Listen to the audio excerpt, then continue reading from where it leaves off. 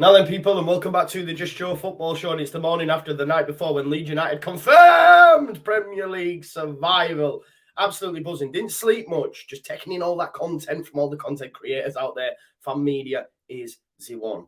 Before we get into the video, smash a like, comment, subscribe, all that jazz. Yeah, hit the notification bell. There'll be many live streams, many joint discussions with other content creators coming in the coming days. How did the season go? Season review. What went right? What went wrong?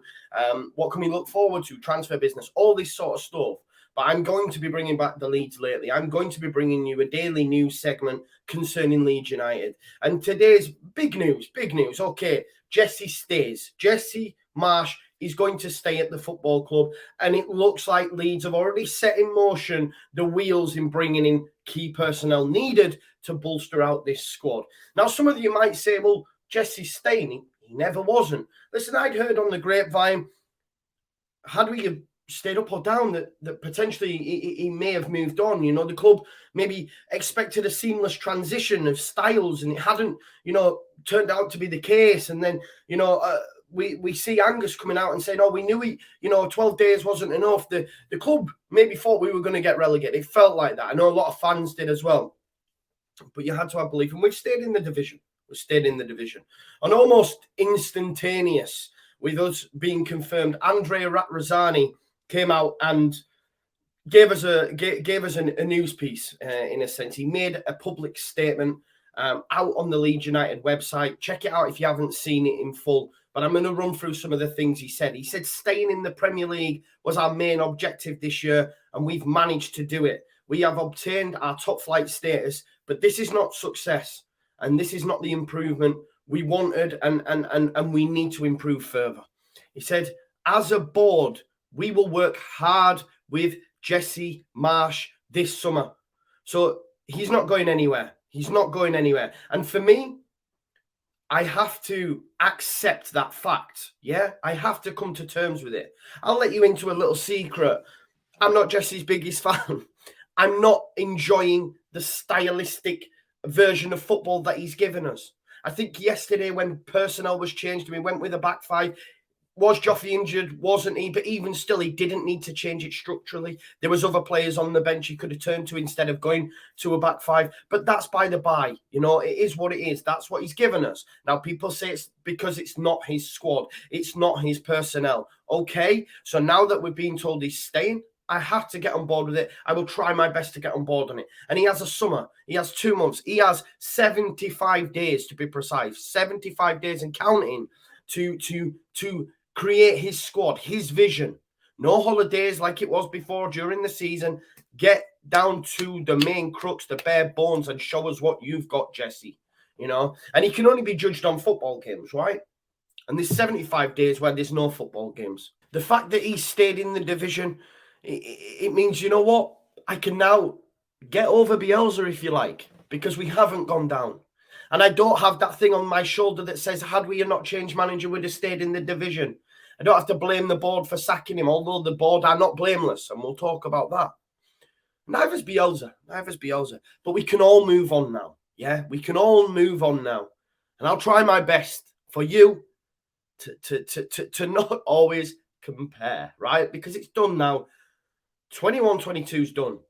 Bielsa got us back to the promised land, and this Bielsa era is not bookended with relegation. It's bookended with survival. Now, let's start the Jesse Marsh tenure. And look, like Razzani said, they have the summer to improve the squad and find a way to deliver the kind of performances you all deserve, i.e., we know they've not been great. The most Jesse Harden supporter must agree they've not been great. So they're going to give him the personnel to allow him to play his style of football. They went on to say, we believe that, with time and a full pre-season, Jesse will be the man to take this club forward. And I hope they're right. Yeah. Because I want Leeds United to prosper.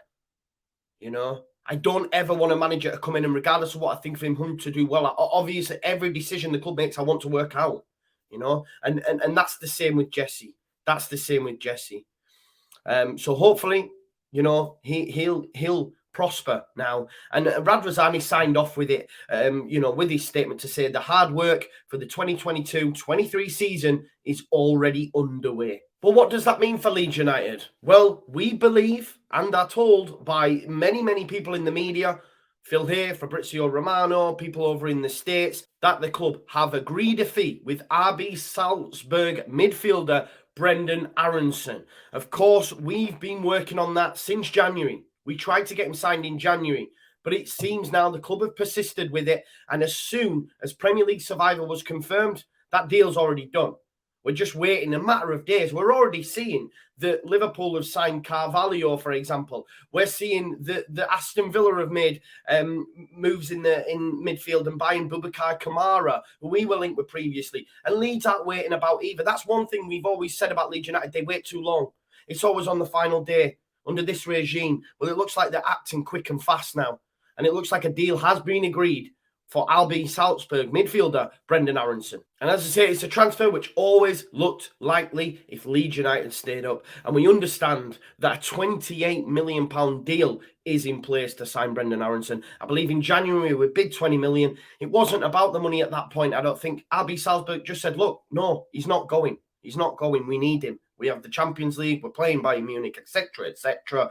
But the summer's now upon us. No issues with the Jean-Kevin Augustin thing, which I was worried about. It's, look, signed, sealed, delivered, I'm yours. Stevie Wonder tactics. Brenden Aaronson is coming in the door. So why Brenden Aaronson?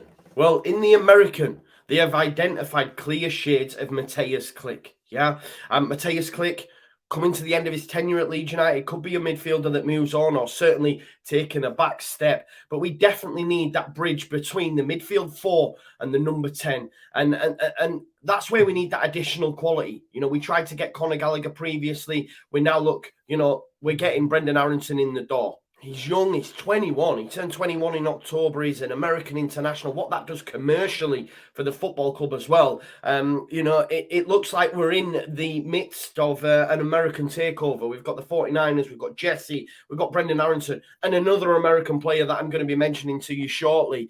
It makes commercial sense. I just hope that they have the footballing talent to, make an impact in the Premier League. And I believe we've got that with Brenden Aaronson. Brenden Aaronson is a huge presser. His pressing numbers are on par with the very best of Europe's attacking midfielders. Of course, that's going to make sense by the way that we play ball and how we're expected to play under Jesse Marsch, if indeed he is going to go to his normal style. He's got bags of energy. He's great dribbling skills. Fit as a fiddle, and I think he will fit like a hand in a glove to Leeds United and how's expected to play under Jesse. And let's not forget, Jesse has history with Brenden Aaronson as well. And another player that Jesse Marsch has history with is New York Red Bulls homegrown talent Tyler Adams, another midfielder. He's been playing for Leipzig, another player from that Red Bull conveyor belt, if you like. His minutes have lacked a little bit at Leipzig, obviously, playing in the top of the trade in the Champions League. And Marsch gave him his debut at New York Red Bulls. And it's someone else Leeds United could be interested in bringing in. And it makes sense, that I keep speaking about it. I know football's bigger than that, but it makes commercial sense for Leeds United to really hit that American market. And these players are of a decent pedigree. They're not schmucks. And the key thing about Adams is, although he primarily plays as a midfielder, he's capable of playing fullback and winger, either on the side of defence or midfield. He's represented at, USA at multiple levels. And again, he's only 23. It makes sense for Leeds United to be looking at these type of players. We need to make sure the recruitment's right. Of course we do. Because let's be honest, it's not been great. I think, signings of Rodrigo, Dan James, they haven't really worked. But these kind of signings, these are the ones that excite me as a Leeds United fan. Brenden Aaronson in the door. Tyler Adams could be another one. And it really, USA Whites, baby. Now, what I will say, we are not favourites to sign him. There'll be many, many clubs in for Tyler Adams' signature. Not least, of course, that team from across the Pennines at Manchester United. That might all change now that Ralph Rangnick's not there, although he might be staying on in the background and he might help Ten Hag with signings. But I know Rangnick and Marsh obviously are fans of these players that have come through this Red Bull system. They know them well. And look, it looks like Leeds United have secured the deal for Brenden Aaronson, and we will make moves on Tyler Adams. But it will not stop there, people. Some more news about potential transfers. Leeds have also been working on Aberdeen defender right back Calvin Ramsey. I know he is someone that Liverpool are really interested in. We're interested in as well. I'll do a separate video on Calvin Ramsey in a couple of days. And apparently we're after a Premier League centre forward as well. We're already talking with this player. Who is that player? I do not know. Could it be, Eddie Nketiah maybe? Maybe we'll sniff back in for him. I think his time at Arsenal will be done. Could it be him? I'm not sure. Who is this mystery Premier League centre forward? As more news comes, I will, bring that to you. But look, what's key? Leeds United cannot stand still. You cannot stand still. You probably have to purchase well just to stay still, if that makes sense. Best believe if you don't do anything, there's only one way you go, and that's towards the bottom. Now, if we have another summer and another season like last, we'll go down. That can't happen, and it looks like the club are putting wheels in motion to make sure it doesn't. Brenden Aaronson, done. Maybe we'll go after Tyler Adams, where, trying to get Calvin Ramsey in, and, of course, Premier League centre-forward. Watch in the coming days for more videos on the transfer news. And this is your latest Leeds United update, and I'll see you in a bit. Peace out. Leeds, Leeds, Leeds.